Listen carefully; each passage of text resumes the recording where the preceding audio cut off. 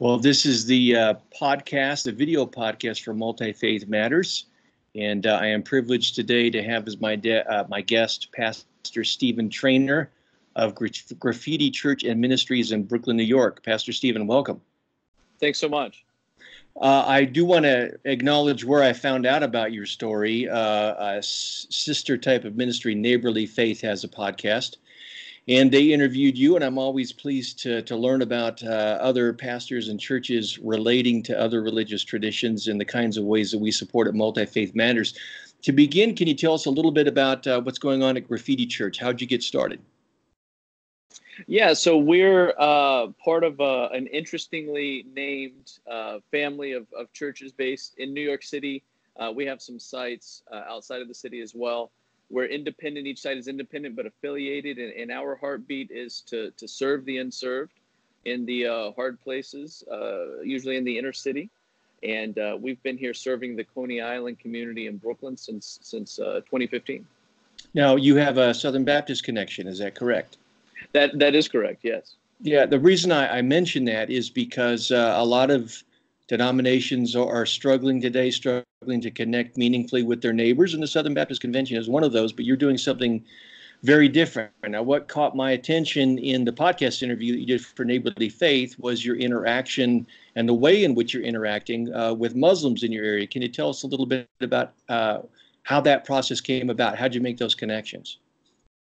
Yeah, I really feel like we kind of inherited that, in that, when we felt a calling to the inner city. We felt a calling to a hard place, what we call a hard place, a place where access to the gospel is maybe more limited than other parts of the city and the country. And that's what brought us to this community. And once we arrived here and started meeting needs in tangible ways and building relationships, we looked around and realized that we had many Muslim neighbors, and it was a new dynamic for us. We really didn't have any experience in engaging Muslims, but we said, God's called us to do two things, to put him first and love our neighbors as ourselves. And a lot of our neighbors are Muslims. So let's start learning a little bit about that faith system and these cultures, and see how we can include these neighbors that God's given us in our ministry strategy.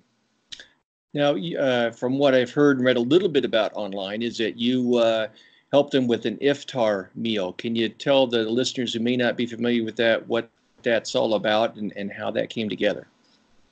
Yeah, so we hosted an iftar. This is our second year to do it. And an iftar, basically would translate the equivalent of like breakfast, to break the fast. During the month of Ramadan, Muslims fast for the vast majority of the day and break their fast, usually at sunset. So in the 8 o'clock hour. And the iftar is a meal where the fast is broken. And because Ramadan's a special time on the Muslim calendar, a time of celebration, those meals often become, larger gatherings, times of fellowship and spending time together with friends, neighbors, families. And last year we had a young man serving with us who had a lot of experience in the Middle East, and said, what if we hosted an iftar? Our Muslim friends and neighbors, this is a special time for them. They're going to have a meal. What if we hosted a meal? And we didn't know how to do it. We said, okay, let's do this. We don't know a lot about. We didn't have a checklist or anything, but we said we're going to commit to doing this, and we're going to invite our Muslim neighbors. And lo and behold, they came, and it was really positive. One of the most powerful things I've ever experienced, and we were really blessed to do it again this year. Awesome. What was the response of church members and also in the Muslim community when you did this? For our church members, we're kind of unique, especially in the SBC world, in that our people are largely very, very new to church. These are new believers, and these are folks who are they're not bringing sort of old faith traditions, and they have spent their entire lives largely in a very diverse community anyway. So there was a tremendous amount of openness from our church people, and our Muslim neighbors were, we didn't know how they would respond. A group of Christians, a church saying, hey, we would love to host you and celebrate you and honor you during Ramadan. And the response from the Muslim community was overwhelmingly positive as well. And it was really, really encouraging to me.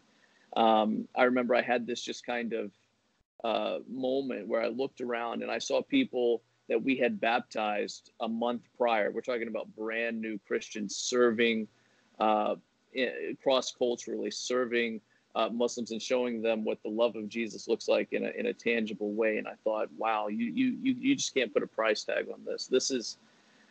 These new believers are doing something that other Christians in other, especially in other communities, may never get an opportunity to experience.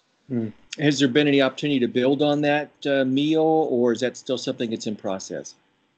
No, we, just sort of organically this year, especially since this was our second time to do it, we saw some familiar faces, but also some new faces. This year, the imam from our local masjid came, which was a real honor for us. It was sort of an endorsement, and he shared a few words and said, very similar to what I shared the year prior and this year as well. You're our neighbors. We don't agree on everything, and that's okay. We want to disagree well, but we still want to show love, respect, and honor. And he really echoed that sentiment. And by him doing so, it kind of relaxed even some of the feelings that we had as we were meeting some new people. And listen, so many of our stores in our community are staffed by, managed by, and owned by Muslims. And I walk down the block, and friends that we've met through the iftar, make it a point to come outside and to say hello. So there's a real sense of community that's building. And we also had an opportunity to host an Eid celebration just a few days later. At the iftar, we had conversations, and we have not a large space here, but in Brooklyn, in New York City, it's to find any space to host an event is pretty difficult, certainly very expensive. So one of the Muslim families said, listen, we want to host an Eid celebration for the kids, but we don't have a space to do that. Would it be possible for us to do that here? And we said, absolutely. And they said, what would it cost? We said, you know what, it would be our honor just to make the space available to you. So, it kind of creates this snowball effect of just relationships that's been really, really positive. Something you said just a moment ago struck and resonated with me, the idea of disagreeing well. I think one of the concerns that conservative Christians can have is, well, when you get involved in interfaith, you end up having to water down your faith convictions. And it doesn't sound to me like you're doing anything like that at all, that you are retaining your convictions and your Muslim friends are doing theirs. Is that a correct way to understand it? It is, and that's something that's really, really important for us, something that we have spoken to our church about, something that we share with our partners. We're our ministry is made possible through the partnership of individuals and families and churches all around the nation. And, we're really clear in saying, nothing's changed about what we believe. And even in conversations with our Muslim neighbors, we're absolutely honest and transparent about our beliefs and where we agree. There's a little bit of overlap on some things. There's a tremendous amount of things that we disagree on. But our sentiment is we want to be honest about that, and and say that's okay. If we disagree, we can still be friends. Now, as you know, a lot of Christians are very hesitant about this, particularly in a post 9/11 environment, and under this particular presidential administration has kind of ramped up division and us and them in American society. And we've discovered in our research at Multifaith Matters that a lot of Christians have fears. Fears not only about the possibility of physical violence, but also about getting, if you will, spiritually contaminated by getting too close to people in other religious traditions, particularly Muslims. Why did you feel this was the right way theologically? What would you point to say, hey, we feel this is the right way because Scripture says this, and when we have this example, why did you do it this way? For me, avoidance has never led anyone into a relationship with Jesus. I know that. I'm not the greatest theologian you've ever met, but I do understand that very well. And I also know that no one's ever been argued into a relationship with Jesus. And, when we look at the scriptures, what do we see Jesus doing? Spending time with people, breaking bread with people, not not concealing his message either. And I remember one day some of our friends are from the nation of Yemen, and a lot of hard things going on in that nation right now. I happened to go by my kids' elementary school on an errand, and it was about arrival time. And I just happened to look down the block, and I saw this family friend of ours, close friend of my wife, and this Muslim woman wears the full niqab, the full body covering. I have no idea what she looks like. I identify her by the sneakers that she's wearing typically. And I looked down the block, and I saw her carrying my 2-year-old in her arms, and she had my 5-year-old by the hand, walking to school with my family because her kids were coming as well. And I thought, this is something really special, and this is what the love of God looks like, to build relationships like this so that people see that Jesus's love is real, and it's tangible, and it leads to these kind of relationships. I think is a very evangelistic thing, and that can those kind of relationships can absolutely exist without compromising anything. So we found that in terms of being in a post 9/11 world and all the things related to that, in any population, in any demographic, there are wayward people. There are the exceptions that prove the rule. I can only speak for my experience. I have found our Muslim neighbors to be remarkably hospitable, remarkably open. And, surprisingly, a lot of our faith conversations are initiated by our Muslim friends. There's a curiosity there that is really interesting as well. So we've found nothing but positivity. And for me, if I'm a good friend, a good neighbor to someone, I don't conceal the fact that I am a follower of Jesus. It's absolutely the love of God, the love of Jesus as King of my life working through me that would foster my willingness to do these things, that would initiate that. If someone's never going to make Jesus King of their lives, and if we know that up front, building a positive relationship with them is still the right thing to do.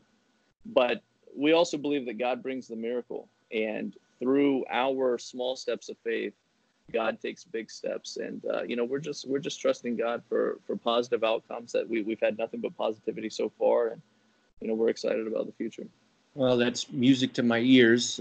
We evangelicals are very evangelistic people, and I think sometimes one of our shortcomings can be that we almost objectify people, that the relationships are just the means to the end of evangelism. And while we hope that people will embrace Christ, nevertheless, we don't want to objectify people, and building these relationships, as you say, and loving people is the right thing to do, regardless of their response. So again, my heart is singing in hearing your perspective. Let's say that there's a pastor or a church member who's watching this conversation, and they recognize maybe they've got Muslim neighbors or Buddhist neighbors or what have you. What advice would you give to them about how to initiate a relational process?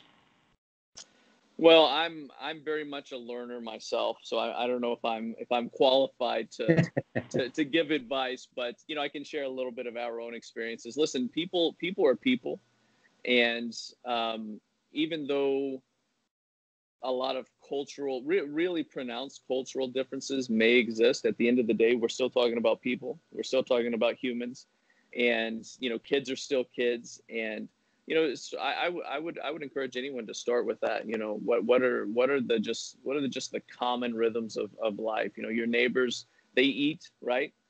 Just like you do. They go to school. They have a lot of similarities to you and your family, even if there are a lot of differences. I would just start with what's similar. And the other thing for me, we say in our church all the time, from small things come great things.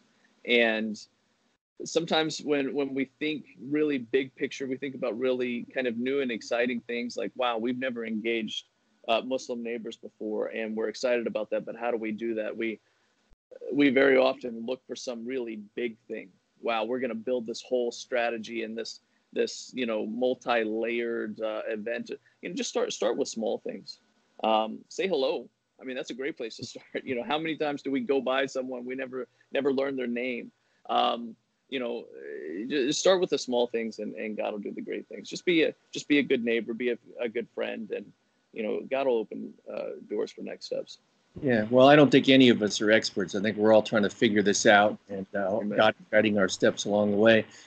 Pastor Trainer, I appreciate you carving out time out of a busy schedule and sharing your story. Thank you also for allowing us to include you on our network page. We're trying to send the message that there are churches throughout the country that are doing this kind of ministry, and you're a part of that, and I appreciate it. And I want to thank you again and hope people will benefit from hearing your story today. Well, it's been an honor to spend a few minutes and just share some of our experiences. Thank you again.